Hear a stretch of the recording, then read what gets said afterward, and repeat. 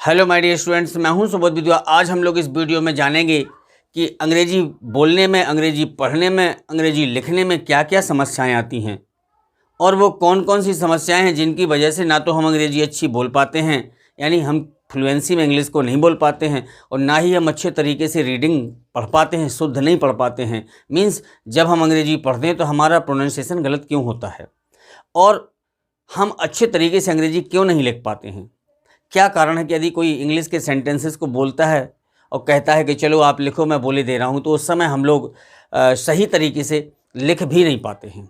तो चलिए हम लोग बिंदुवार आज चर्चा करते हैं कि इंग्लिश सीखने में हमें कहाँ कहाँ समस्याएं आती हैं और वो कौन कौन सी समस्याएं हैं जिनको आसानी से हम हल कर सकते हैं। अर्थात आज हमें इंग्लिश से संबंधित सभी आसान से आसान तरीके सीखना है। तो चलिए बच्चों, वीडियो पर जाने से पहले वीडियो को करिए लाइक और मेरे चैनल को अगर आप नए हैं तो करिए सब्सक्राइब और घंटी वाला बटन ज़रूर दबा लीजिएगा ताकि आपको समय पर मेरे वीडियो का नोटिफिकेशन मिलता रहे और आप मेरे हर वीडियो का समय पर लाभ उठा सकें। तो चलिए देखते हैं कि हमें अंग्रेजी सीखने में कौन कौन सी समस्याएं आती हैं। तो बच्चों, आपके सामने दो कंडीशन होती हैं। पहली होती है स्पीकिंग की, यानी आप अंग्रेजी बोलना चाहते हैं तो प्रॉब्लम्स क्या होती हैं, अर्थात हमें अंग्रेजी कैसे पढ़ाई जाती है और हमें अंग्रेजी कैसी पढ़नी चाहिए अगर आप बोलना सीखना चाहते हैं। दूसरा बिंदु आता है कि रीडिंग का, आप बुक पढ़ना चाहते हैं या राइटिंग का, आप लिखना चाहते हैं कोई चीज़, तो रीडिंग और राइटिंग में हम कैसे अपने आप को एक्सपर्ट बनाएं, हमें किस तरीके से अंग्रेजी पढ़नी चाहिए ताकि हमें अच्छे से रीडिंग और अच्छे से राइटिंग आ जाए। ठीक है, इसमें मेन बिंदु आता है उच्चारण का, यानी जिसे आप कहते हैं प्रोनाउंसिएशन। तो बच्चों, प्रोनाउंसिएशन में हम कैसे अंग्रेजी पढ़ते हैं और हमें अच्छा प्रोनाउंसिएशन करने के लिए हमें कैसे अंग्रेजी पढ़ना चाहिए। तो पहला पॉइंट जो बताया कि स्पीकिंग, वैसे स्पीकिंग के लिए स्टडी की कोई आवश्यकता नहीं है। अब आपको आश्चर्य लग रहा होगा कि मैंने कहा कि स्टडी की कोई आवश्यकता नहीं है। मैं सिद्ध करता हूं कि आपको स्पीकिंग यानी बोलने के लिए, किसी भी भाषा को बोलने के लिए स्टडी की क्या ज़रूरत है। अरे आपको तो माहौल की ज़रूरत है। अगर आप चाइना में रहेंगे 2 साल तो आप चाइनीज़ सीख जाएंगे कि नहीं सीख जाएंगे। अगर आप फ्रांस में रहेंगे 2 साल तो आप फ्रेंच जान जाएंगे, बगैर पढ़े जान जाएंगे ना। ठीक उसी तरह जिस तरीके से अपना छोटा बच्चा जब हिंदी के माहौल में रहता है तो हिंदी तो बोलता है ना वो, लेकिन लिख नहीं पाता है, पढ़ नहीं पाता है। करेक्ट। यानी जब हम छोटे बच्चे होते हैं ना, तो हम जैसे हिंदी में रहते हैं माहौल में, तो हिंदी बोलना तो सीख जाते हैं, लेकिन हम ना तो हिंदी रीडिंग कर सकते हैं ना हम राइटिंग कर सकते हैं। क्यों? इसलिए क्योंकि रीडिंग और राइटिंग के लिए हमें स्टडी जरूरी है। ठीक, जबकि स्पीकिंग के लिए हमें स्टडी की कोई ज़रूरत नहीं है, हमें माहौल की आवश्यकता होती है। यदि हम अंग्रेजी बोलने वाले माहौल में 1 साल रहेंगे तो हम बगैर लिखे पढ़े भी अंग्रेजी सीख जाएंगे। ठीक है। अब मैं ये नहीं कह रहा हूँ कि स्टडी करनी नहीं है। अगर आप इंटरेस्टेड होंगे तो फिर थोड़ा सा देखेंगे, ध्यान देंगे, वर्ड मीनिंग देखेंगे, चूँकि वोकैब का ही काम है, शब्दकोश का ही काम है। किसी भी भाषा को बोलने के लिए आपके पास शब्दकोश सबसे अधिक होना चाहिए। जब आपके पास वर्ड पावर होगा तो you can speak fluently. Correct. तो मैंने कहा फ्लुएंटली, आप फ्लुएंटली तभी बोल पाएंगे जब आपकी चारों तरफ इंग्लिश का माहौल होगा, then you can speak fluently. अगर आपके अगल बगल माहौल अंग्रेजी का नहीं होगा तो you can never speak fluently. ये बात तो क्लियर। तो मैंने एक बात कही कि अगर बोलना भर चाहते हैं आप तो there is no need to study. अगर if you want to reading and writing, अगर आप रीडिंग किताब पढ़ना सीखना चाहते हैं और राइटिंग अच्छी लिखना पढ़ना दोनों सीखना चाहते हैं, तब आपको स्टडी की आवश्यकता है। करेक्ट। हमें क्या करना है इसमें, हमें अपना थोड़ा सा आइडिया करना है चेंज। अभी तक जो हम लोग स्टडी करते रहे वो स्टडी रही दूसरे प्रकार की, ऐसी स्टडी रही कि जिससे हमारा दिमाग उसमें बंध गया। देखिए, जैसे हम पहले बिंदु पर चर्चा करेंगे, सबसे पहले स्पीकिंग पर, यह आपका दूसरा बिंदु है। ठीक है। पहले मैं थोड़ा थोड़ा शॉर्ट में बता देता हूँ ताकि आपको ये पता चल जाए कि हमें अगले बिंदु में पढ़ना क्या है। तो मैंने बताया कि स्पीकिंग में स्टडी की ज़रूरत नहीं है, इसलिए नहीं है क्योंकि इसमें माहौल की ज़रूरत है, और स्टडी की ज़रूरत है भी तो कैसी है। अपने यहाँ पर क्या करते हैं कि हम लोगों को हिंदी टू इंग्लिश ट्रांसलेशन की आदत डाल दी जाती है। क्या? हिंदी टू इंग्लिश ट्रांसलेशन की आदत डाल दी जाती है। रटे रहोता है, ती है, ते है, रहा है, रही है, रहे है, सकता है, सकती है, सकते हैं, डाल दी जाती ना। वो कैसी डाल दी जाती है? उन्होंने कहा कि भैया आपको बोले लिखो प्रेजेंट इंडेफिनिट टेंस, जिन वाक्यों के अंत में पता चला कि ता है, ती है, ते है दिया है तो आप SIS फर्स्ट फॉर्म लगाएंगे आप सिंपल सेंटेंस में। अगर नेगेटिव और इंट्रोगेटिव होगा तो आप नेगेटिव इंट्रोगेटिव में हेल्पिंग वर्ब डू और डज का प्रयोग करोगे। इस तरीके से आपको बता दिया जाता है। सेंटेंस बोला वह किताब लिखता है, एक सेंटेंस दिया वह किताब लिखता है। स्पोकन की क्लास में पढ़ा रही है, वह किताब लिखता है। आपने देखा कि वाक्य के अंत में ता है, ती है, सर ने बताया था ता है, ती है आया है, ये प्रेजेंट इंडेफिनिट का सेंटेंस है। और अब हमें बनाना है तो ही सिंगुलर है तो ही सिंगुलर एक सब्जेक्ट हो गया, एक वचन का हो गया। अब लिखना एक वचन के साथ क्रिया राइट में SIS लगाना है तो राइट्स हो गया। किताब लिखता है तो ये बुक हो गया, ही राइट्स अ बुक। वह किताब लिख रहा है तो आपने पहचान लिया, रहा है, रही है, दिया है। इसकी वजह से हमें इज एक वचन के साथ, आर बहुवचन के साथ, एम के साथ, आई के साथ एम और वर्ब में ING लगाना है। बोले सकता है, सकती है दिया है तो सकता है, सकती बोले कैन लगाना है या मे लगाना है। वाक्य के अंत में चाहिए दिया है, उसे घर जाना चाहिए तो बोले शुड लगाना है, निश्चित है तो मस्ट लगाना है। इसी तरीके से आपको रटाया गया। तो जब हम इस तरीके से स्टडी करते हैं तो हम लोगों के माइंड को डबल काम करना पड़ता है। पहले वो हिंदी सोचता है, फिर वो ट्रांसलेट करता है, फिर वो मुंह से बोलता है। जब हमारे दिमाग को 3 काम करने पड़ेंगे, 2 काम करने पड़ेंगे तो वो परमानेंटली कोई स्पीड से काम नहीं कर पाएगा। आप भी समझ लो, मैं कहूं कि बच्चों इस पेन को देखो, दोनों आंख देखो कितने पेन हैं, और फिर मैं कहूं आप इस पेन को देख रहे हो, मेरी नाक को भी देखो, तो आप एक बार में 2 चीज़ें नहीं देख पाओगे, एक ही देख पाओगे। उसी प्रकार आपके दिमाग की कंडीशन होती है कि आपको जब 2 चीज़ें करनी होंगी तो मन क्या होगा? कॉन्फिडेंस में नहीं रहेगा। आपका दिमाग पहले एक चीज़ को सेट करेगा, फिर इंग्लिश में उसको सेट करेगा, यानी उस ट्रांसलेशन की रिदम में फंस जाएगा। फिर वहाँ पे पैदा होगा कन्फ्यूजन, क्योंकि जब 2 चीज़ें आप एक नज़र से 2 चीज़ें अलग अलग देखते हैं तो नज़र भ्रमित होती है ना। तो जिसकी वजह से क्या होगा, आपकी फ्लुएंसी अच्छी नहीं हो पाएगी अंग्रेजी में, ज़िंदगी में फ्लुएंसी नहीं होगी, गारंटी है मेरी। फ्लुएंसी कैसे अच्छी होगी वो मैं अभी आपको बताऊंगा। अब बात आती है रीडिंग और राइटिंग की। ये तो होगा स्पीकिंग की कि हमें क्या करना है। स्टॉप ट्रांसलेशन, सबसे पहले ट्रांसलेशन स्टॉप, अनुवाद करना बिल्कुल दिमाग से बंद कर दो। ठीक है, कैसे बंद करोगे, कैसे इसको आगे बढ़ाएंगे हम लोग, अभी हम इसे बताते हैं। दूसरा बिंदु, पहले मैंने सोचा थोड़ा सा शॉर्ट में बता दूं। दूसरा बिंदु देखिए, रीडिंग और राइटिंग हमारी अच्छी क्यों नहीं हो पाती है, स्पीकिंग अच्छी नहीं हो पाती, क्योंकि हम ट्रांसलेशन में फंस जाते हैं।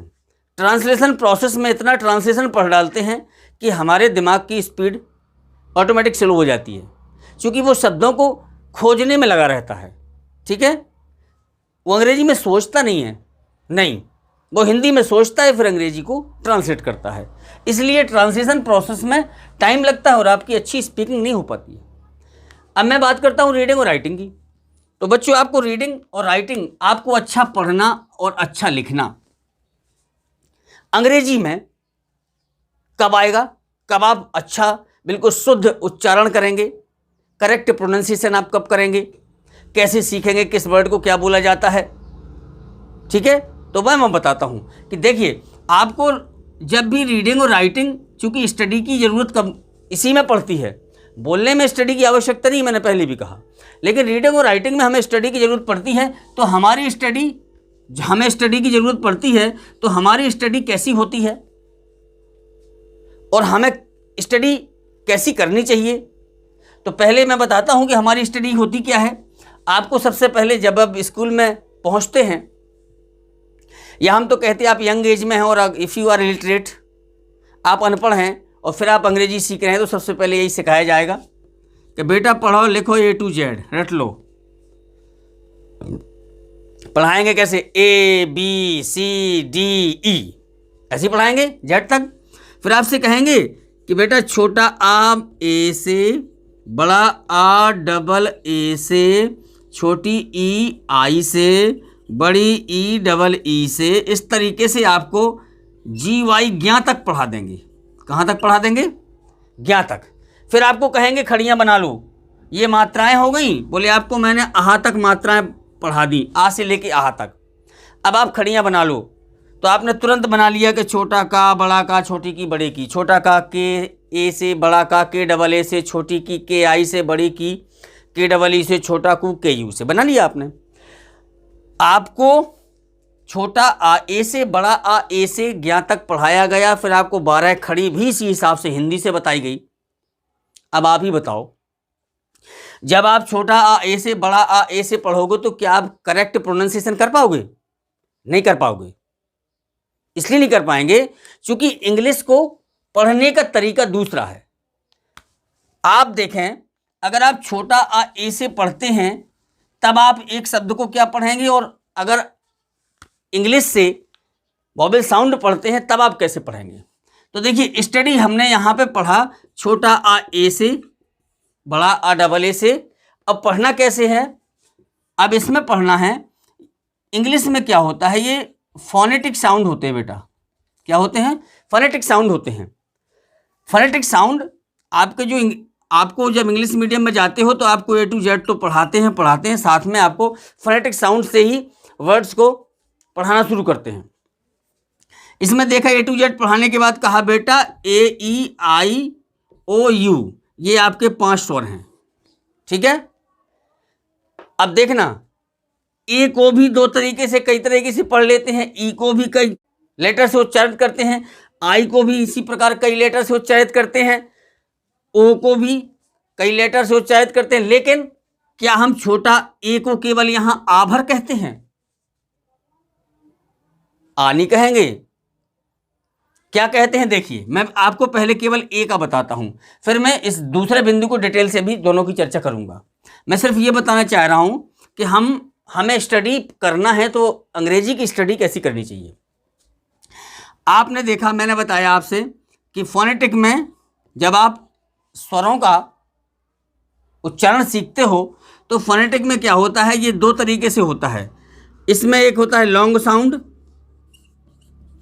और दूसरा होता है शॉर्ट साउंड। शॉर्ट साउंड, ठीक है। ये क्या है? ये आपके इंग्लिश वॉवेल हैं। इंग्लिश वॉवेल में 2 प्रकार के साउंड होते हैं, ठीक है। एक होता है लॉन्ग साउंड, एक होता है शॉर्ट साउंड। अगर हम, अब आप समझ लीजिए, मैंने लिखा ए, लॉन्ग साउंड में भी आता है, ए शॉर्ट साउंड में भी आता है।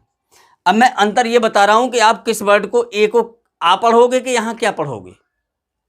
देखो, मैंने यहां पे लिखा, जैसे 5 स्वर बताए, क्या बताए? AEIOU। इन 5 स्वरों को जो आप पढ़ते हो ना, AEIOU, जिस तरीके से आपको सिखाया जाता है, ये लॉन्ग साउंड में आता है। किस में आता है? लॉन्ग साउंड में। तो लॉन्ग साउंड ए का एक उदाहरण मैंने दिया, मैंने लिखा BAKE। अब बताओ, अगर हम BAKE, अगर हम इस छोटा आ ए से, बड़ा आ डबल ए से, हिंदी वाले छोटा बड़ा से अंग्रेजी पढ़ने वाले बच्चे इसको क्या पढ़ेंगे? BA को बा पढ़ेंगे, बाग, बाके। क्या पढ़ेंगे आप? BAKE आप पढ़ोगे बाके। पढ़ोगे कि नहीं पढ़ोगे? पढ़ना क्या है? देखिए यहां ये लॉन्ग साउंड में आता है। इसका एक नियम भी है, मैंने और भी वीडियो बनाए हैं वॉवेल्स के उच्चारण के, आप उनको देख सकते हैं। जब 2 कंसोनेंट के बीच में ए दिया होता है तो इसको ए पढ़ते हैं, ए, और अंत में उसके ई हो। जब 2 कंसोनेंट के बीच में ए दिया हो और उसके बाद ई दिया हो तो ए को ए उच्चारित करते हैं, ए साउंड से। ये लॉन्ग साउंड है ए का। बी से बना ब, ए क, ठीक है। क्या पढ़ेंगे? बेक। ए का उच्चारण ए आया, बा ए क, बेक। वेग पढ़ा। अब शॉर्ट साउंड में देख लीजिए, शॉर्ट साउंड में ए पढ़ते हैं, आए नहीं, आ हटा दो, ए, क्या पढ़ते, ए।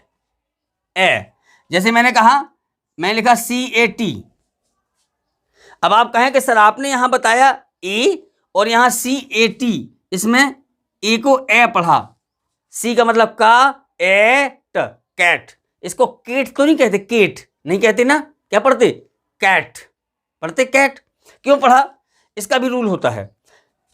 ए जब दो कंसोनेंट के बीच में आता है, ठीक है, उसके बाद ई नहीं होता है, तो ए का उच्चारण ए करते, शॉर्ट साउंड ए करते, ठीक है। और जब दो कंसोनेंट के बीच में ए आता है और अंत में ई दिया हो, तो ए का उच्चारण लॉन्ग साउंड ए करते। तो बच्चों, ये आपके प्रोनाउंसिएशन फोनेटिक साउंड्स हैं, ठीक है, उच्चारण के सही नियम होते हैं। इसमें अंग्रेजी छोटा आ ए से, बड़ा आ डबल ए से, छोटी ई आई से, बड़ी ई डबल ई से, अगर आप इस तरीके से अंग्रेजी सीखेंगे तो जिंदगी में ना तो आप अच्छी रीडिंग कर पाएंगे, ना अच्छी राइटिंग कर पाएंगे, ठीक है बच्चों। तो ये तो था शॉर्ट में, अभी इसको अभी हम डिटेल में पढ़ते हैं, ठीक है। लेकिन इससे पहले अब देखते हैं हम कि अब हमें स्पीकिंग के लिए कैसा पढ़ना चाहिए, ठीक है। और फिर देखते हैं हम कि रीडिंग और राइटिंग में भी हमें किस स्तर से आगे पढ़ना चाहिए। तो देखें, अब स्पीकिंग के लिए हम बताते हैं आपकी स्टडी कैसी होनी चाहिए। क्योंकि स्पीकिंग के लिए मैंने बताया, वैसे स्टडी की कोई ज़रूरत नहीं, माहौल की ज़रूरत होती है। आप इंग्लिश के माहौल में रहोगे तो आप अंग्रेजी अच्छी बोलना सीख जाओगे, आप इंग्लिश के माहौल में नहीं रहोगे तो यू कैन नेवर स्पीक, फिर आपको स्टडी करनी पड़ेगी। लेकिन स्टडी हिंदी टू इंग्लिश नहीं, हिंदी टू इंग्लिश ट्रांसलेशन नहीं, समझ गए आप, हिंदी टू इंग्लिश ट्रांसलेशन नहीं, अर्थात स्टॉप ट्रांसलेटिंग। दिमाग में ट्रांसलेशन करना बिल्कुल बंद करो। कैसे पढ़ना है इसको देखिए अब आप, क्योंकि स्पीकिंग में हमेशा हम आपको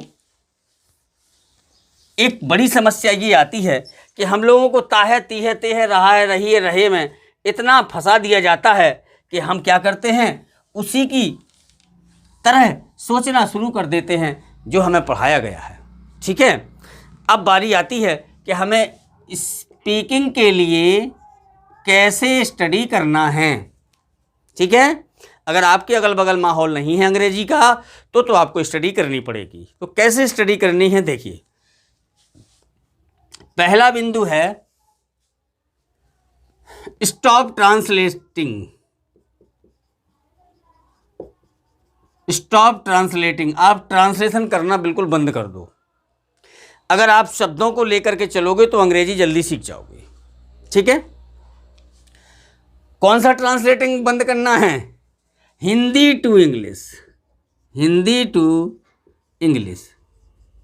फिर आप कहोगे सर जब नियम नहीं पढ़ेंगे तो कैसे आएगा, आप इंग्लिश टू हिंदी शुरू करो, इंग्लिश टू हिंदी शुरू करो। कैसे, मैं आपको बताता हूँ। इंग्लिश टू हिंदी में आपको प्रैक्टिस सबसे ज़्यादा करनी है, ठीक है। और वो कैसे करनी है इसको देख लीजिए। इसमें आपको कुछ वर्ड्स ध्यान रखने हैं, वर्ड्स जिनसे हमें पता चलता है, बिल्कुल जो वर्ड्स दिमाग में आपको बिठारी लेने हैं। एक तो आपका यह है कि जिनको आप हेल्पिंग वर्ब कह देते हो, सिखाया गया है, ठीक है, आप उनको, और दूसरा वर्ब को, अगर इन दोनों का अच्छा प्रैक्टिस, इनका अच्छे तरीके से सेंस निकालना मालूम है, तब आपको समस्या नहीं आएगी, यू कैन स्पीक फ्लुएंटली, क्योंकि फिर वो सेटअप जम जाता है दिमाग में, ठीक है। हेल्पिंग वर्ब के लिए ऐसा है, केवल ये ध्यान रखें कि आपका is, are, am, has, have, has been, have been, ये प्रेजेंट में हो गया। इन सब का मतलब होता है। क्या होता है, ठीक है। और आप इसमें रखें was, were, had, had been, had के अब हैड आ गया तो हैड बीन ही है फिर, ठीक है। इन सब का मतलब है पास्ट, यानी ये हुआ आपका प्रेजेंट, ये हुआ आपका पास्ट। प्रेजेंट का मतलब है हो हूँ, और पास्ट का मतलब है था थी थे। ठीक है, ये समझ लिया आपने। अब फ्यूचर में क्या ध्यान रखना है? फ्यूचर में ध्यान रखना है शैल और विल। ठीक है, इसका मतलब हो गया गागी गे। क्या हो गया? गागी गे। अब विल भी शैल भी, आप समझदार हो, आपने इतना ट्रांसलेशन पढ़ा है तो आपको पता है फ्यूचर में शैल विल, फ्यूचर इंडेफिनिट शैल भी विल भी, शैल है विल है, उसके साथ थर्ड फॉर्म आती है। तो मैं अभी थर्ड फॉर्म नहीं बता रहा हूँ क्योंकि मुझे अभी पढ़ाना है वर्ब का प्रैक्टिस। तो ये हुआ आपका, अगर आपने ये ध्यान रख लिया कि इनका है हूँ मतलब है, इसका था थी थे मतलब है। ठीक है, आप इसमें डू डज लगा लो तो ये आपका प्रेजेंट हो जाएगा, डिड लगा लो तो ये आपका पास्ट हो गया, डिड वाज वर हैड इनका मतलब सबका था थी थे और आ ई ए होता है। ठीक है, तो ये तो हुआ आपका एक तरह से हेल्पिंग वर्ड। अगर ये वर्ड आप केवल हैं हूँ हो भर रट लो कि is are am, has have, has been have been, हैं हूँ हो, वाज वर, डिड हैड, था थी थे, शैल विल, गागी किए। ठीक है, लेकिन आपको जो मेन वर्ब होती हैं, वर्ब के 4 रूप ध्यान रखने पड़ेंगे। एक होती है फर्स्ट फॉर्म। वर्ब की कोई भी फर्स्ट फॉर्म होगी, जैसे मान लीजिए मैंने लिखा यहाँ पर गो, गो फर्स्ट फॉर्म है। इस फर्स्ट फॉर्म का मतलब होता है ता है, ती है, ते हैं। कहीं भी आपको फर्स्ट फॉर्म मिलेगी तो इसका मतलब होता है ता है, ती है, ते हैं। ठीक है, इसी की एक फॉर्म और होती है, आप एस या ई एस लगा देते हो। ठीक है, तो ता है, ती है, ते हैं, इन दोनों का मतलब हो जाएगा गो और गोज, क्योंकि ये प्रेजेंट इंडेफिनिट में होते हैं। आप ध्यान रखिए, आप फर्स्ट फॉर्म को सीधा लिख लीजिए, यहां पर ते हैं, इसका ता है और ती है। ठीक है, अब जब आपको ये दोनों चीजें मिलेंगी तो अर्थ इतना ही निकलेगा। गो दिया तो जाते हैं, गोज दिया तो जाता है या जाती है। ठीक है, अब आइए सेकंड फॉर्म। सेकंड फॉर्म का अर्थ निकलता है आ ई ए में, क्योंकि ये पूरी अंग्रेजी में एक ही जगह प्रयोग होता है, पास्ट इंडेफिनिट में। गो की सेकंड फॉर्म हो गई वेंट। सेकंड फॉर्म का मतलब आ ई ए है, तो ये गो माने जाना होता है, तो जाना का हो जाएगा गया, गई, गए। आपका फिर होती है थर्ड फॉर्म। थर्ड फॉर्म का मतलब आपका होता है क्या? आ ई ए, चुका, चुकी, चुके। ठीक है, अब एक होता है वर्ब में आईएनजी।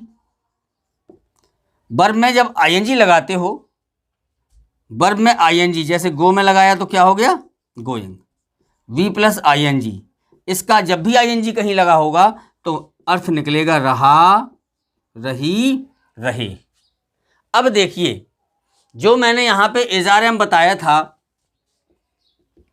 इज़ारएम, हैज और हैव, इसका मतलब बताया था है, हो, हूं, बताया था ना। मैंने बताया था वाज, वर और हैड, इसका बताया था थी थे, बताया था। शैल विल, गागी गे, ध्यान रखना, शैल भी, विल भी, उसके साथ आईएनजी आता है। अब ध्यान रखिए, आपने जो टेंस रटे, आपको बताया गया कि कोई भी परफेक्ट हो, वर्ब की थर्ड फॉर्म आएगी, आएगी। कोई भी कंटीन्यूअस हो, वर्ब में आईएनजी आएगा, चाहे वो प्रेजेंट कंटीन्यूअस हो, चाहे प्रेजेंट परफेक्ट कंटीन्यूअस हो, चाहे पास्ट कंटीन्यूअस हो, चाहे पास्ट परफेक्ट कंटीन्यूअस हो। ठीक है, अब देखिए एक उदाहरण। आपको वर्ब को, सभी वर्ब को ध्यान रखना है, first second third form ING, कुछ नहीं प्रयोग करना है, ना ज़्यादा उसमें दिमाग लगाना है। फिर उसमें तो ये है कि जब आपसे कोई क्वेश्चन करेगा, अगर इज़ारएम में क्वेश्चन होगा तो आंसर भी इज़ारएम में जाएगा, कोई आपसे क्वेश्चन हैज हैव में करेगा तो हैज हैव में भी तो क्वेश्चन का आंसर हैज हैव में जाएगा, क्योंकि आपको पता है कि जिस टेंस में प्रश्न किया जाता है जवाब उसी टेंस में दिया जाता है। मैंने आपसे पूछा तुम कहाँ जा रहे हो, तो आपने तुरंत बताया रहे हो। मैं गांव जा रहा हूँ, ये तो नहीं कहा आपने कि मैं गांव जाऊंगा। मैंने कहा तुम क्या खाते हो, तुम क्या खाते हो, आपने कहा मैं आम खाता हूं। ताहू में क्यों जवाब दिया? क्योंकि क्वेश्चन ताहे में आया तो आपने जवाब भी ताहे तीहे तेहे में दिया। अब देखिए ये गो का है, जैसे हमने कहा कि ही गोज टू स्कूल। अब देखिए आप टेंस को छोड़िए, हिंदी से मत पढ़िए, stop translating Hindi to English, समझ गए? आप ये ध्यान रखिए, he goes to school English से ही पढ़िए। आपने देखा ही गोज, गो में एस या यस लगा है, इसका अर्थ है ती है में निकलना है, आप समझ गए, ठीक है? तो आपने कहा कि हुआ है स्कूल, गोज माने जाता है, क्या कहोगे? हुआ है स्कूल जाता है। आपने ता है कहाँ से निकाला? एस या यस की वजह से। अभी तक हम उल्टा पढ़ते थे कि बोले वाक्यों में ता है ती है मिले तो एस या यस लगा दो क्रिया में, तो जिसकी वजह से ही हमारा कन्फ्यूजन बढ़ता था। अगर हम इस तरीके से नहीं पढ़ते तो हमारा कन्फ्यूजन बिल्कुल नहीं बढ़ता। हमारा कन्फ्यूजन बढ़ने का मतलब ही इतना है क्योंकि हमने गलत तरीके से स्टडी किया। अब हमें अगर इंग्लिश टू हिंदी स्टडी करते तो हमारी फ्लुएंसी अच्छी होती। तो आप अपना आइडिया चेंज करें और इंग्लिश से हिंदी स्टार्ट करें, जैसा मैं बता रहा हूँ। ये हुआ आपकी एस या यस आ गया। मान लीजिए मैंने सेकेंड फॉर्म लगा दिया, इसी को कह दूं कि he went to school, he went to school. अब बच्चों आप इसको क्या समझोगे? आपने तुरंत पकड़ा, वेंट दिया, सेकेंड फॉर्म दिया, इसका अर्थ आ ई ए में निकलेगा। हुआ है स्कूल, वेंट मीन्स गया, आ गया, ठीक है? अब इनका कंफ्यूजन दूर कर लीजिए। थर्ड फॉर्म हम इसी को कह देते कि he has gone to school. क्या कहा हमने? He has gone to school. आपने देखा थर्ड फॉर्म लगी है, चुका चुकी चुके में अर्थ निकलना है, और हैज हैव इजारे में हैज हैव का मतलब है हूं हो होता है। टेंस को मारो गोली, आपका क्या हो गया? हिंदी अर्थ निकालिए। शुरू से मैंने बताया पहला शब्द पहले ही मीन्स हुआ है, पीछे से स्कूल, पीछे वाला शब्द शुरू करेंगे। वह स्कूल, गॉन मीन्स जा चुका आएगा, क्या आएगा? जा चुका। हैज मीन्स है, जा चुका है। यानी अब आपको क्रियाएं कैसी पढ़नी है? गो मीन्स जाते हैं, गोज मीन्स जाता है जाती है, वेंट मीन्स गया गई गए, गॉन मीन्स जा चुका जा चुकी जा चुके। चूंकि ये जो है ये हमें वर्ब के साथ में वर्ड को जोड़ना पड़ता है। गोइंग जा रहा, जा रही, जा रहे। अभी है नहीं कहोगे आप, अभी था नहीं कहोगे आप।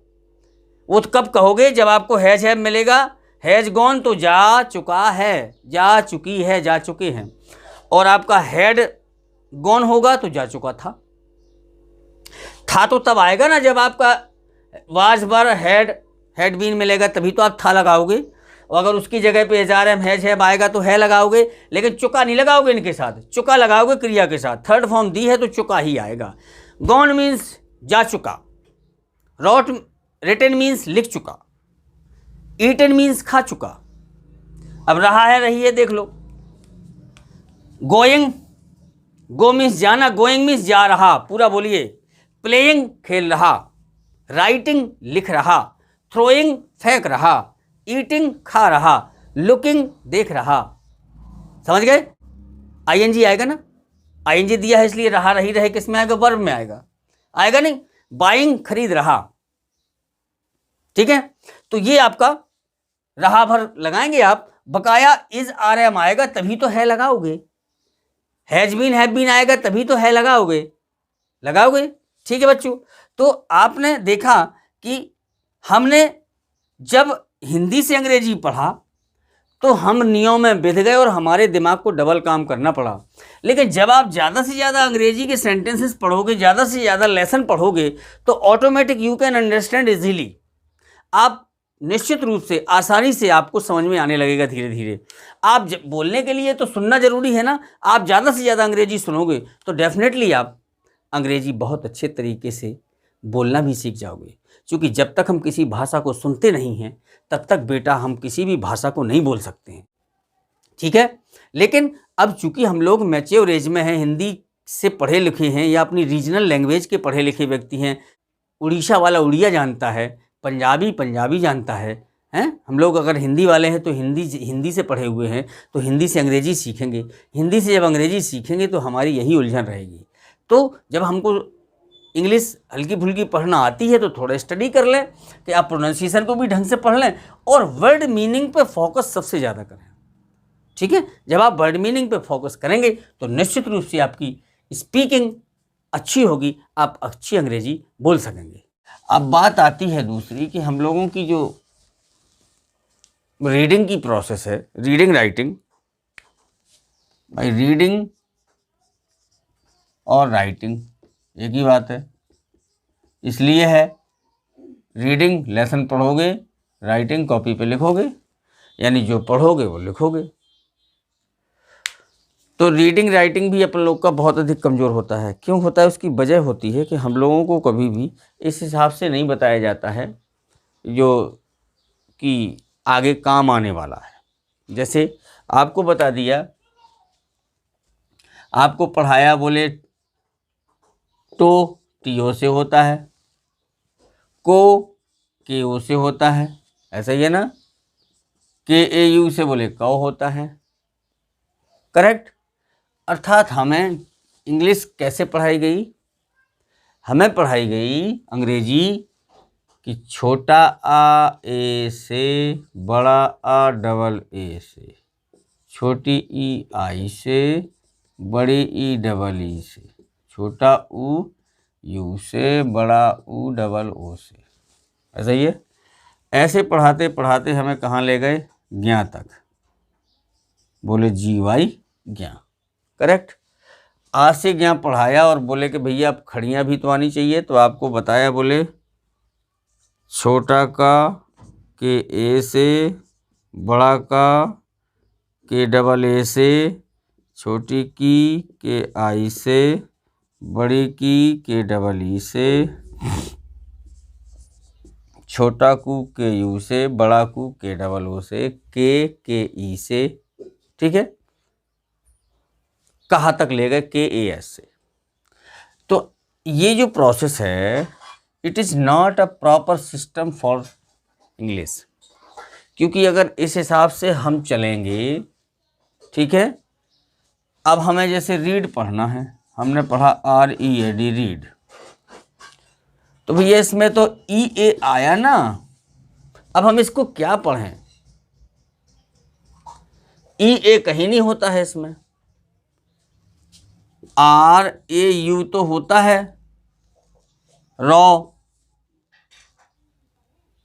RAN तो होता है, RAS तो होता है, लेकिन REA कहाँ होता है? नहीं होता है।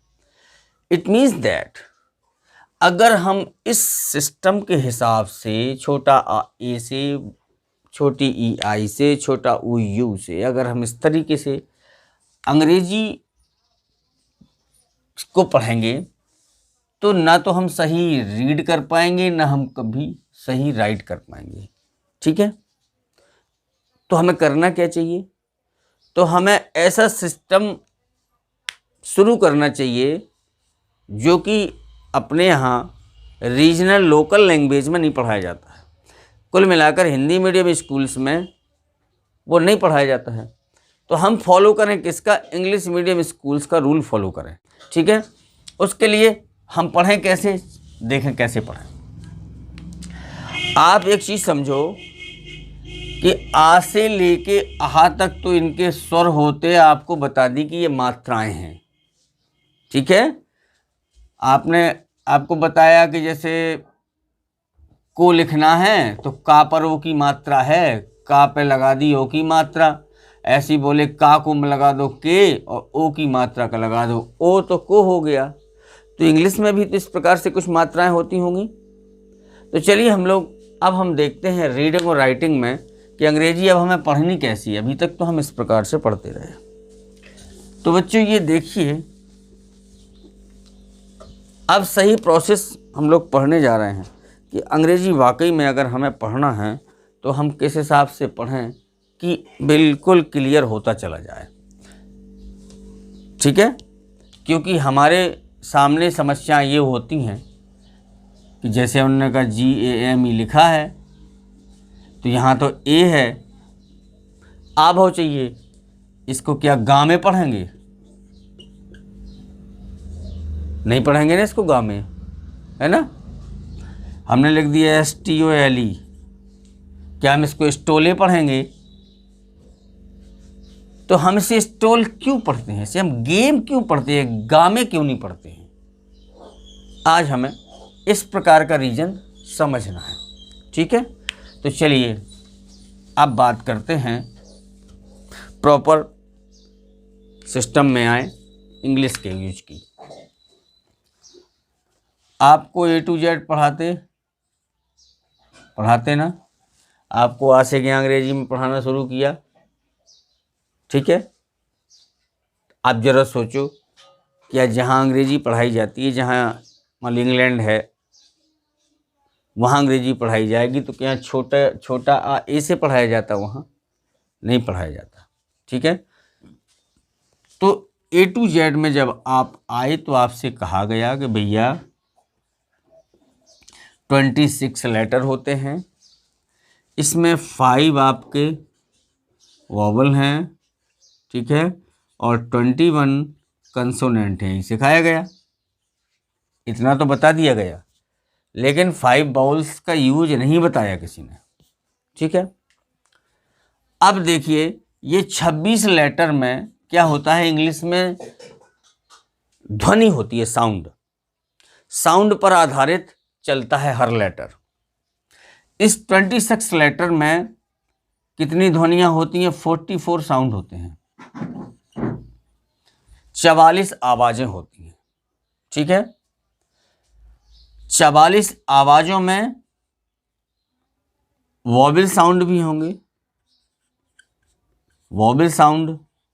ठीक है, अब वॉवेल साउंड भी होंगे और कंसोनेंट साउंड भी होंगे।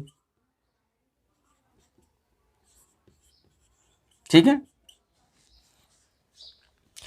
वॉवेल साउंड, वैसे वॉवेल तो 5 होते हैं, AEIOU। कितने होते हैं वॉवेल? AEIOU 5 होते, बकाया कंसोनेंट होते। तो देखिए जब 5 स्वर हैं तो आप कहेंगे कि 5 इसके साउंड होंगे, नहीं, इन 5 स्वरों से मिला करके 20 ध्वनि निकलती हैं, 20 साउंड निकलते हैं, 20 आवाजें निकलती हैं अलग अलग, केवल 5 स्वरों से। अब आप ये कह सकते हो कि ये 5 स्वरों की 20 आवाजें कैसे, अभी बताते हैं आपको। और कंसोनेंट की निकलती हैं 21 की 24, यानी 24 साउंड। अभी एक एक बताते हैं कि साउंड हमें कैसे निकालना है। और हम अभी हमने कौन सा वर्ड लिखा था, जैसे रीड है तो रीड को ईए को कैसे पढ़ेंगे, है ना। तो 24 साउंड निकले। ये जो 20 साउंड होते हैं ये कहलाते हैं वॉवेल साउंड्स। क्या हैं ये वॉवेल साउंड्स के अंतर्गत आते हैं।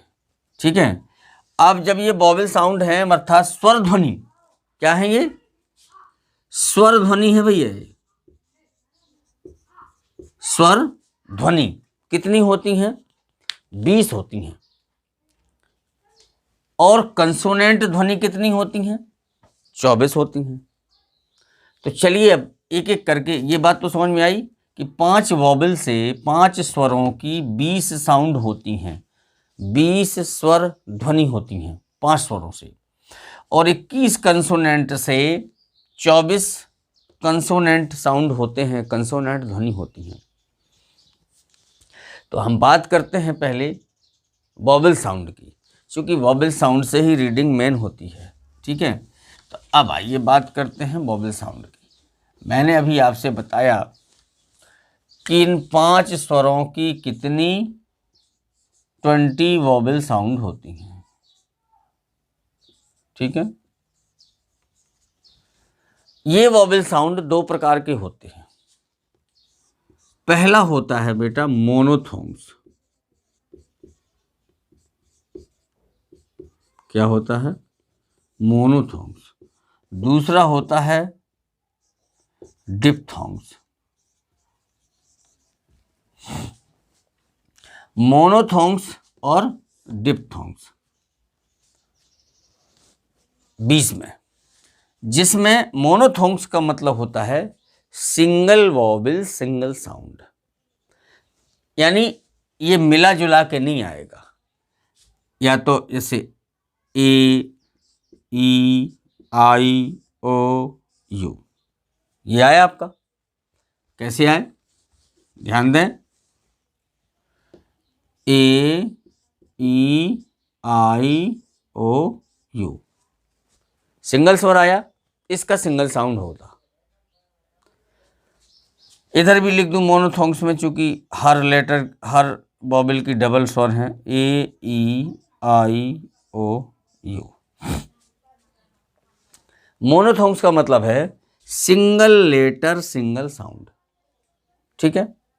डिप्थोंग्स का मतलब है डाइग्राफ, डबल स्वर, यानी मोर देन वन वॉवेल, एक वॉवेल से ज्यादा आएगा, इसमें पेयर आएगा। ऐसे आप डाइग्राफ भी कह सकते हैं। ठीक है। इसमें जैसे आप मिला दें, आपने कह दिया आई ई ए, जैसे ये READ लिखा था रीड, तो ये क्या है? ये आपका डाइग्राफ कहलाएगा। ठीक है। तो इस तरीके से इसमें आपके क्या आएंगे? मिक्स वॉवेल आएंगे। आप इसको मिक्स वॉवेल साउंड भी कह सकते हो। ये आपके कहलाएंगे कुल मिलाकर प्योर वॉवेल साउंड। ये हैं आपके डिप्थोंग्स को कहेंगे मिक्स वॉवेल साउंड।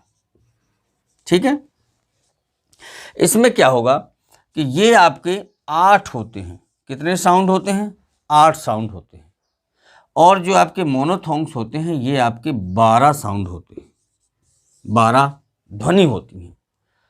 तो अब आपको ये बात समझ में आई होगी कि हम जो अंग्रेजी इस तरीके से पढ़ते रहे, अगर हम इस तरीके से अंग्रेजी पढ़ेंगे तो डेफिनेटली हम सही प्रोनाउंसिएशन नहीं कर पाएंगे। और जो ये चीज़ बता रहे, ये आपकी शुरुआत होती है फोनेटिक से। ये आपकी क्या है? फोनेम्स, फोनेटिक है। ठीक है। ये सब ध्वनि पे चलता है। तो अभी हमने चर्चा किया जैसे प्योर वॉवेल्स, तो अभी पहले प्योर वॉवेल देख लेते हैं, फिर आपके मिक्स वॉवेल देख लेते हैं। तो अब बात करते हैं प्योर वॉवेल पर, कि हम लोग जो अंग्रेजी पढ़ते हैं ना, वो अंग्रेजी किस हिसाब से पढ़नी चाहिए, इसके विषय में चर्चा कर रहे हैं। जब हम सही पढ़ेंगे, रीडिंग सही करेंगे, तो राइटिंग भी तो सही करेंगे। ठीक है। अब देखिए, इंग्लिश इस हिसाब से पढ़ेंगे तो आई को आई ही कहेंगे, यू को यू ही कहेंगे, ओ को ओ ही कहेंगे, ए को ए ही कहोगे, ई को ई ही कहोगे, आई को आई कहोगे। ठीक है। अगर इस हिसाब से हिंदी के हिसाब से पढ़ेंगे आप, इंग्लिश के हिसाब से पढ़ेंगे तो देखिए क्या होता है। आप जो A to Z पढ़ते ना, A to Z, ठीक है, क्या पढ़ते हैं? A to Z। A to Z जो हम पढ़ते हैं, तो आपके लघु व गुरु आपने हिंदी में पढ़ा था, दीर्घ स्वर, लघु स्वर, है ना? क्या पढ़ा था? हाँ, लघु स्वर, लॉन्ग और शॉर्ट। ये मैं क्यों बता रहा हूं कि मोनोथोंग्स में 2 प्रकार के साउंड होते हैं। ठीक है। पहला होता है लॉन्ग साउंड। कौन सा साउंड? Long sound. और शॉर्ट साउंड। क्या होता है? शॉर्ट साउंड, यानी लॉन्ग साउंड और शॉर्ट साउंड। अब देखिए, हमें ये समझना है कि लॉन्ग साउंड क्या है, शॉर्ट साउंड क्या है। तो बच्चों जो हम ABCD पढ़ाई जाती है, ABCDEFGHIJKL, इस स्वर से पढ़ाया जाता है, ये सब लॉन्ग साउंड कहलाते हैं। ठीक है। और जो शॉर्ट साउंड होते हैं ना, वो शॉर्ट साउंड क्या होते हैं? शॉर्ट का मतलब ही होता है लघु। ठीक है। तो जो आपके ये 5 स्वर हैं, इन 5 वॉवेल का डबल साउंड निकलता है। डबल साउंड देखें कैसे? अगर लॉन्ग में पढ़ोगे ए को, देखना, अगर लॉन्ग में पढ़ोगे तो पढ़ोगे ए, खींच के पढ़ोगे ए। अगर शॉर्ट में पढ़ोगे तो पढ़ोगे ए, आए नहीं, आ हट जाएगा, ए ए। क्या पढ़ा हमने? ए। ठीक है। अब देखना, तो उनका अंतर समझना। ए जैसे हमने लिखा इसका गेम, GAME, गेम लिखा हमने, GAME, जी के बाद ए आया, तो यहां पे ए का स्वर ए है। जी से गा, ए से ए, गा में ए लगाया, हो गया गेम।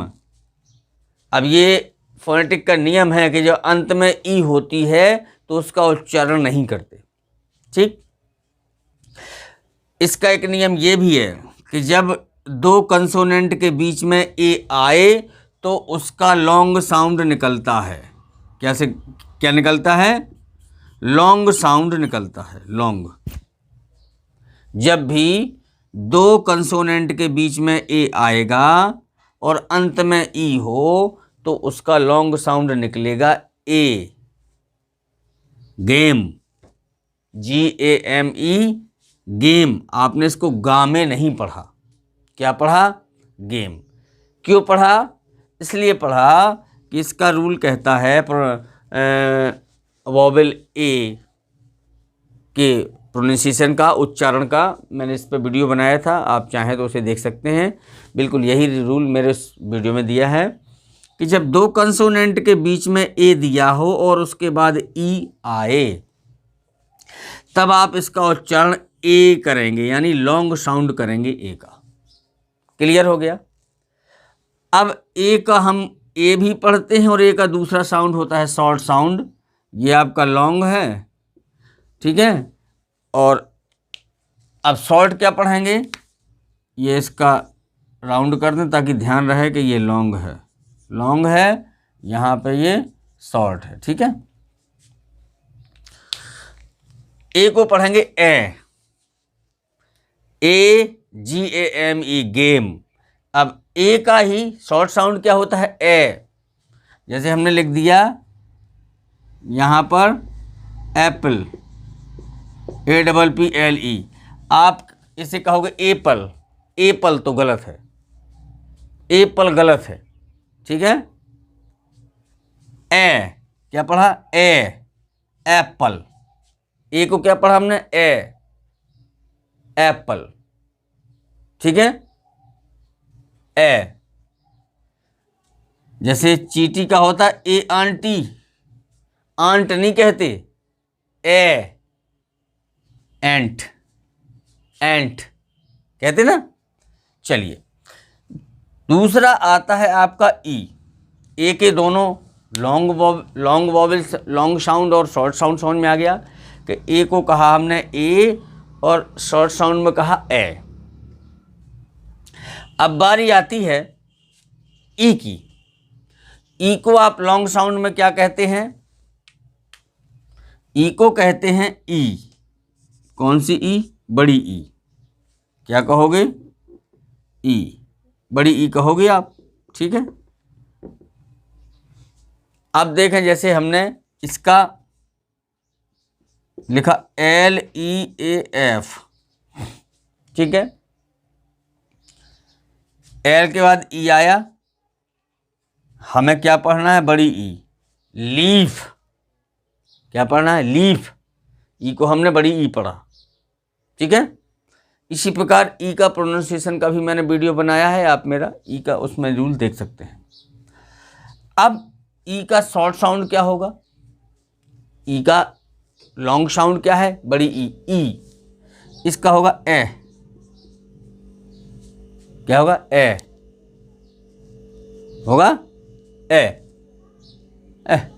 इस तरीके से बोल देंगे। जैसे हम लिखा जेट, GET, इसको जेट नहीं कहते, न जीट कहते, ए जेट, जेट कहते ना। अब आइए आई का लॉन्ग साउंड होता है, जैसे हम लोग क्या पढ़ते, इसको आई पढ़ते, आई, ठीक है, लॉन्ग साउंड होता है आई, ठीक है। जैसे उन्होंने कहा काइट, साइड, लीजिए मैं लिखा SIDE, साइड। तो ये भी ए जैसा नियम है कि जब दो कंसोनेंट के बीच में आई दिया होगा, बाद में ई दिया होगा, तो लॉन्ग साउंड ही होगा। ये ज़्यादातर सभी वोवेल पे फॉलो होता है। तो ये क्या हो गया, आई, सा, आइड, साइड। हमने यहाँ पर लॉन्ग साउंड पढ़ा, साइड। आई का होता है ये छोटी ई, क्या होता है, छोटी ई। आई का शॉर्ट साउंड क्या है, छोटी ई। तो ये आपका क्या हुआ, छोटी ई। जैसे हमने लिखा DISH, डिस। अब देखो, अगर इस कंसोनेंट के बाद ई आ जाता तो डाइस हो जाता। डिस और डाइस में क्या अंतर है, देखना आ जाए, अभी बताते हैं। पहले डिस देखो, यहाँ पर DISH है, तो हमने यहाँ क्या किया, डिस, शॉर्ट साउंड आया। मैंने यहाँ कहा जैसे डिस और डाइस में क्या अंतर है, मैं यहाँ पे लिख देता DICE, लीजिए। यहाँ पे हमने डिस पढ़ा, यहाँ पे हमने डाइस पढ़ा, क्या अंतर है। तो मैंने अभी यहाँ एक नियम बताया था ना, आई के बाद ई। देखो जैसे डिस और डाइस, ठीक, डी के बाद आई, डी के बाद आई। यहाँ पे हम छोटी ई पढ़ते हैं, यहाँ पे हम आई पढ़ते हैं, इस तरीके से। क्यों पढ़ा, हमने बताया ना, दो कंसोनेंट के बीच में आई दिया हो, उसके बाद ई दिया हो, तो पढ़ते आई। इसमें तो ई दिया नहीं, तो इसको पढ़ेंगे शॉर्ट साउंड, ठीक है। अब बारी आती है ओ की, कि ओ हमारा क्या होता है, ठीक है। ओ को हम लॉन्ग साउंड में तो ओ ही पढ़ेंगे, ओ क्या पढ़ेंगे, ओ, ठीक है, क्योंकि मैंने बताया था A to Z सब लॉन्ग साउंड में ही पढ़ा जाता है, ओ पढ़ेंगे। लेकिन शॉर्ट साउंड होगा इसका ओ, क्या होगा, ओ, यानी लॉन्ग साउंड होगा ओ और शॉर्ट साउंड होगा ओ। जैसे ओ का देखें आप, ओ में जब ओ उच्चारण करेंगे, जैसे मैंने कहा ROPE, आप कहेंगे रोप। सिस्टम वही है, जब दो कंसोनेंट के बीच में ओ आए और बाद में ई दिया हो, तो ओ पढ़ते हैं लॉन्ग साउंड। सब में देखो, दो कंसोनेंट के बीच में आई आया, फिर ई आया, तो सबरे लॉन्ग साउंड पढ़े कि नहीं पढ़े, ठीक है। इसको पढ़ते ओ। अब ओ किसे पढ़ेंगे, ओ, जैसे हमने कहा CLOC के क्लॉक, यहाँ पर हमने ओ का साउंड ओ पढ़ा, क्लॉक, क्ला, ओ, क्लॉक, ठीक है। अब आया यू, यू को तो यू ही पढ़ोगे आप, क्योंकि लॉन्ग साउंड तो बिल्कुल सेम एज होता है, जैसा हम लोग अल्फ़ाबेट को पढ़ते हैं, अल्फ़ाबेट जैसी पढ़ते हैं, वैसे ही अल्फ़ाबेट के हिसाब से ही इसका साउंड होता है। यू का है, जैसे हमने कहा MUTE, म्यूट, इसमें भी वही आया, दो कंसोनेंट के बीच में यू दिया, बाद में टी दिया है, तो हमने यू पढ़ा।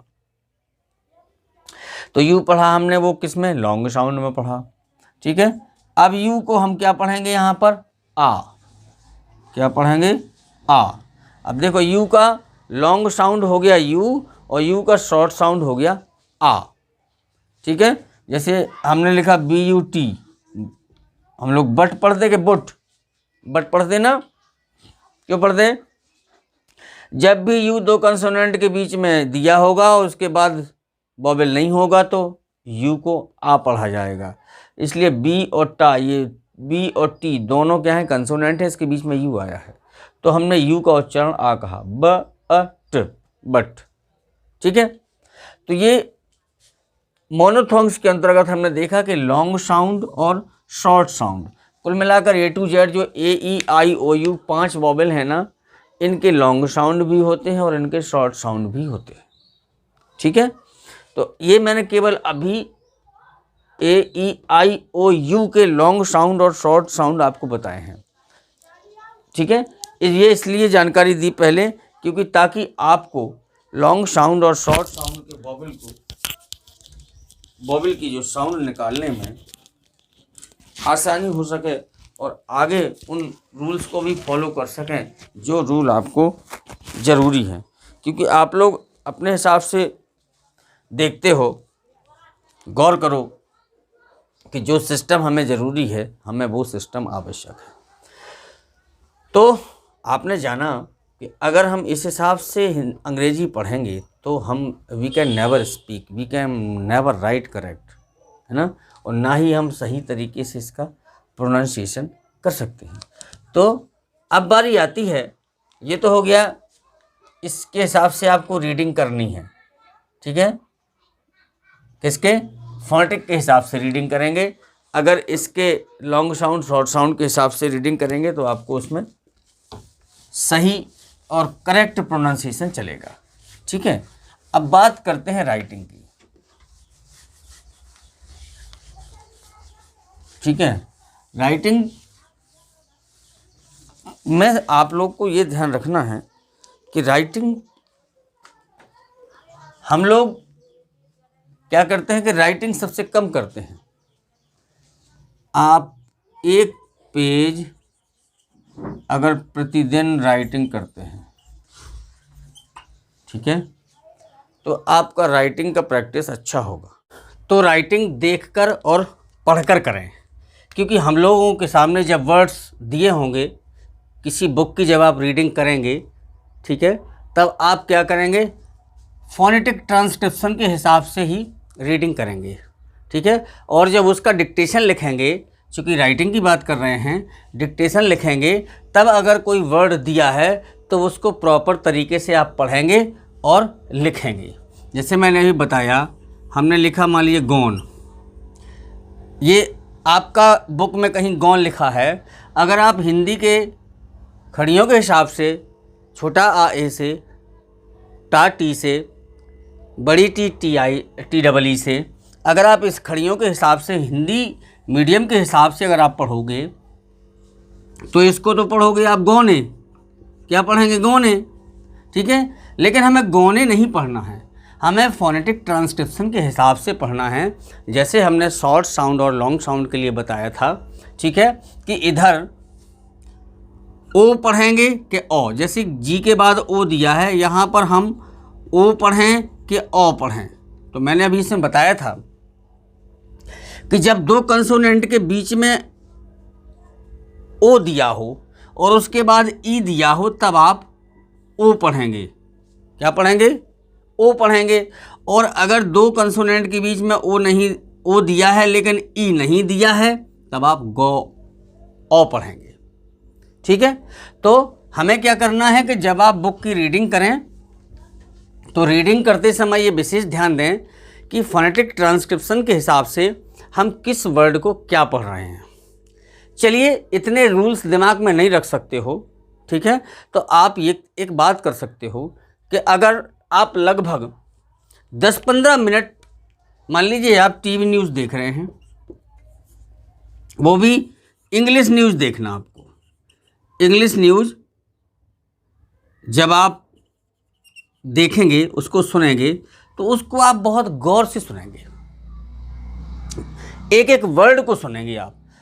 तो सुनने के बाद आपको कम से कम ये पता चलेगा कि इंग्लिश में इसने क्या बोला है, किस हिसाब से बोला है। दूसरी बात यह है कि चलिए ठीक है, इंग्लिश न्यूज़ चूँकि ज़्यादा स्टैंडर्ड हो जाती है, so you are unable to understand that news.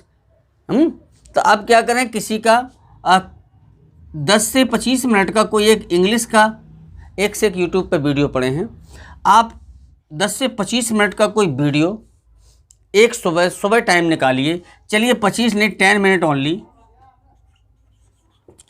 आप 10 मिनट्स मॉर्निंग में दीजिए और 10 मिनट्स नाइट में दीजिए। अगर आप ये 20 मिनट पर डे 2 वीडियो सुनते हैं, तब आपकी समझने की कैपेसिटी भी आ जाएगी और आपको किस शब्द को क्या बोलता है ये वो वर्ड भी पता चल जाएगा। ऐसे में आप फोनेटिक ट्रांसक्रिप्शन के इतने ढेर सारे रूल्स अगर दिमाग में आप नहीं रख सकते हैं बच्चों, तब आप सुनकर के भी इन सारी चीज़ों को आप दूर कर सकते हो। ठीक है, अब बात आती है कि जब आप सुनेंगे तो सुनेंगे कि भर थोड़ी 20 मिनट अगर आपने अंग्रेजी को सुना तो सुनेंगे तो शब्द, पहली बात तो हमारा प्रोनाउंसिएशन, कितनी चीज़ें अच्छी होंगी। पहला होगा प्रोनाउंसिएशन, सबसे पहले आपका प्रोनाउंसिएशन मीन्स उच्चारण आपका सही होगा, किस शब्द को कैसे बोला जाता है। दूसरी बात आपकी जब लिसनिंग कैपेसिटी बढ़ेगी, ठीक है, तब आपको धीरे धीरे वो शब्द समझना आ जाएंगे, तब आपकी क्या बढ़ेगी, अंडरस्टैंडिंग बढ़ेगी। ठीक है, आपकी समझ बढ़ेगी, सोच, आपकी सोच में अंग्रेजी दिमाग में घुसती चली जाएगी। ठीक है, यानी आपका उच्चारण सही होगा, आप में समझने की क्षमता बढ़ेगी। ठीक है, और जब ये 2 चीज़ें बढ़ जाएंगी फिर आप क्या करोगे, यानी पहला तो आपका उच्चारण बिल्कुल सही हो जाएगा, क्लियर, आपको समझ में आने लगेगा, समझ बढ़ेगी। ठीक है, आपको इतने ढेर सारे टेंसेस और दुनिया भर का पढ़ने की ज़रूरत नहीं पड़ेगी कि आप पता चला कि पहले सारे टेंस पढ़ो, फिर मॉडल्स पढ़ो, फिर ढेर सारे रूल्स पढ़ो, इतना ज़रूरत नहीं पड़ेगी। ठीक है, क्यों, क्योंकि आपको सुनते सुनते आपकी समझने की क्षमता अपने आप आ जाएगी।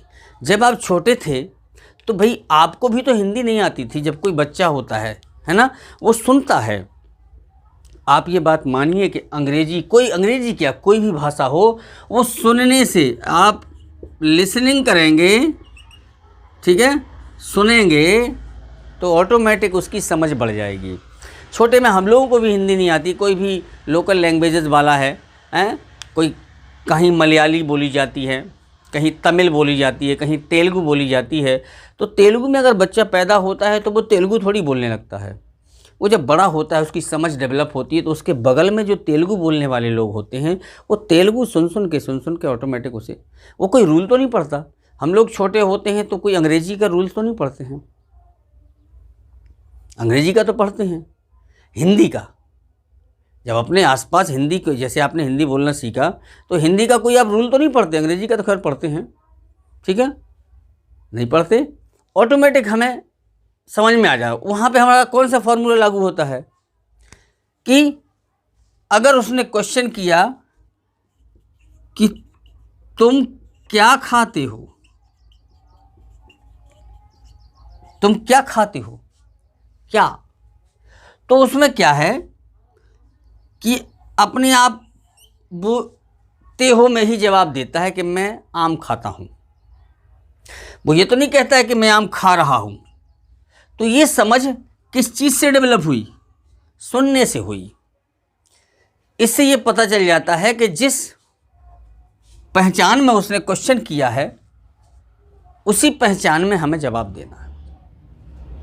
जब आप अंग्रेजी सुनोगे, किसी का कन्वर्सेशन सुनोगे, तो सुनोगे जब आप, तो आपको पता चल जाएगा उसने कहा कैन आई हेल्प यू, जैसे उसने कहा कैन आई हेल्प यू, क्या मैं आपकी मदद कर सकता हूँ, है ना, तो वो जवाब कैन में ही जाएगा, बोलेगा yes you can help me, you can help me, आप मेरी मदद कर सकते हो।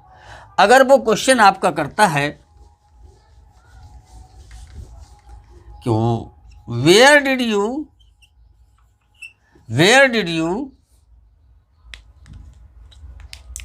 Play, where did you play, इसको देखा आपने कि यहाँ पे ये डिड दिया, तो जवाब किस में जाना है, पास्ट एंड डेफिनेट में ही जाना है। तब आप क्या करेंगे, डिड को सेकंड फॉर्म में ले जाएंगे। वो तो होता ही है, चूंकि सिंपल में सेकंड फॉर्म कि मैं, वेयर डिड यू प्ले, तुम कहाँ खेले, या तुम कहाँ खेलते थे? तुमने कहाँ खेला? मैंने फील्ड में खेला। तो यहाँ तुरंत हो जाता है आई प्लेड, चूँकि यू एंड आई के बीच बातचीत चल रही होती है। I played in the field. ठीक है, तो हमारी कितने फ़ायदे हुए? सबसे ज़्यादा सुनने से फ़ायदे हुए। ठीक है, तो इसमें जब ये तीनों चीज़ें, बोलना, पढ़ना और लिखना, इन तीन चीज़ों से पहले सबसे मूल मंत्र है सुनना, लिसनिंग। ठीक है, आप जब तक गौर से नहीं सुनेंगे तब तक आप किसी चीज़ का सही जवाब नहीं दे सकते हैं। ठीक है, तो इसलिए बच्चों आपको सुनना भी बहुत ज़रूरी है। ठीक है, तो इसलिए आप सुना आपने, उसका सही जवाब दिया। लेकिन एक बार मैं फिर कहूँगा कि ट्रांसलेशन के चक्कर में मत पड़ो। ट्रांसलेशन के चक्कर में मत पड़ो, वो भी कौन से? Hindi to English.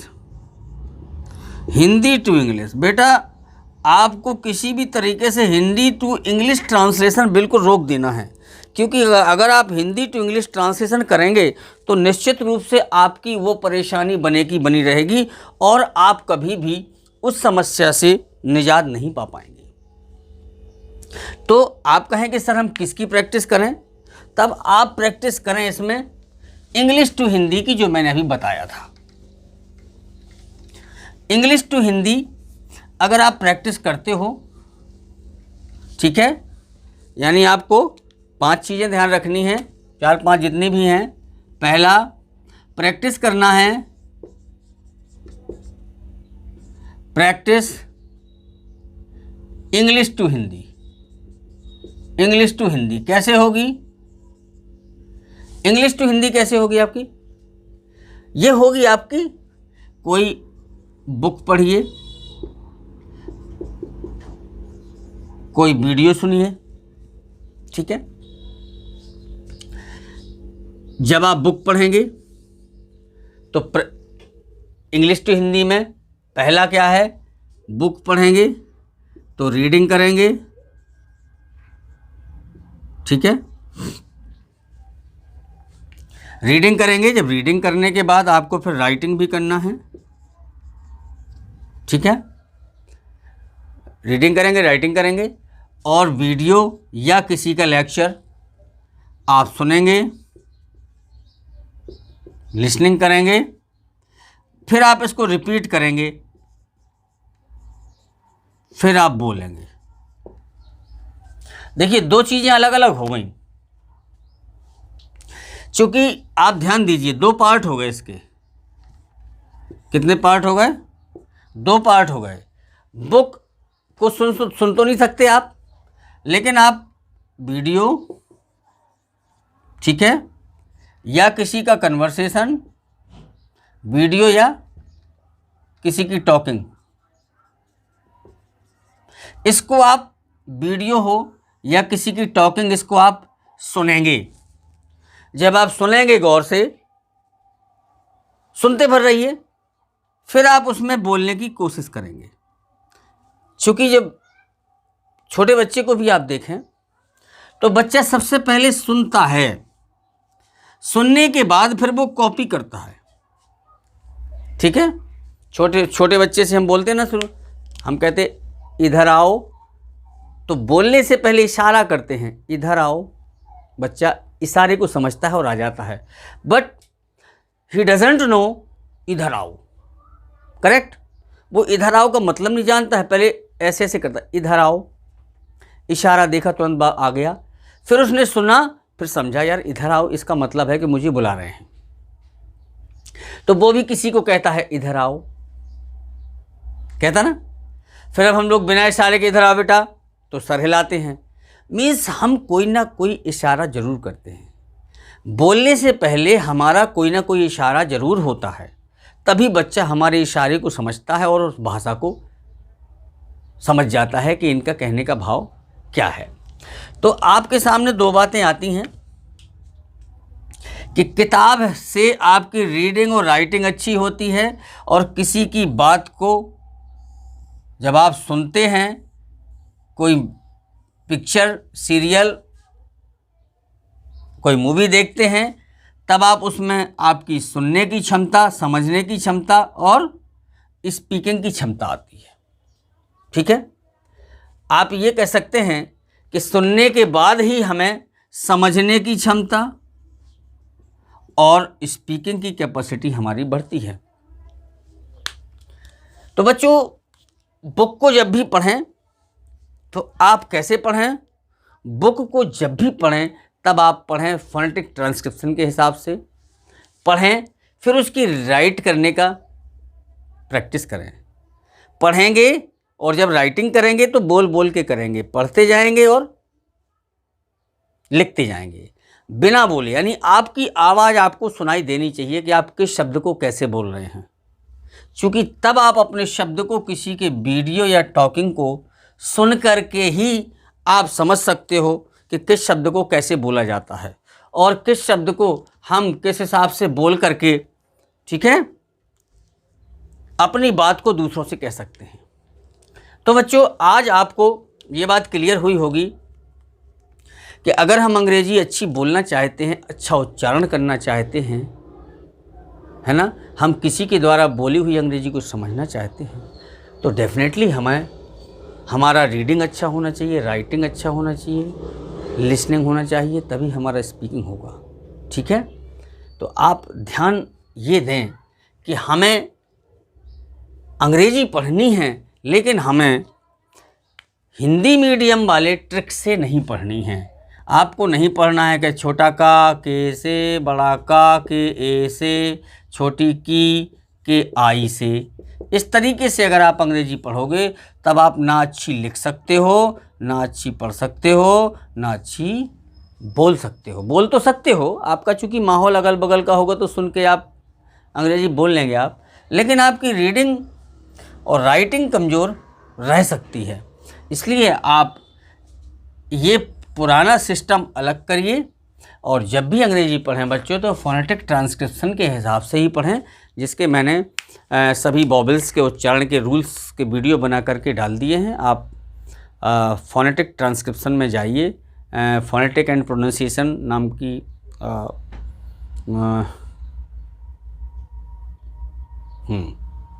आप फोनेटिक ट्रांसक्रिप्शन की प्लेलिस्ट पर जाइए और उसमें सारे वीडियो मैंने डाल रखे हैं, आपको सारे वीडियो मिल जाएंगे। तो आई थिंक आज का क्लास आपके लिए इतना काफ़ी है। मिलते हैं बच्चों नेक्स्ट वीडियो में। अगर आपने अभी भी लाइक नहीं किया तो लाइक कर दीजिए, सब्सक्राइब नहीं किया तो सब्सक्राइब कर दीजिए। मिलते हैं नेक्स्ट वीडियो में। नमस्कार।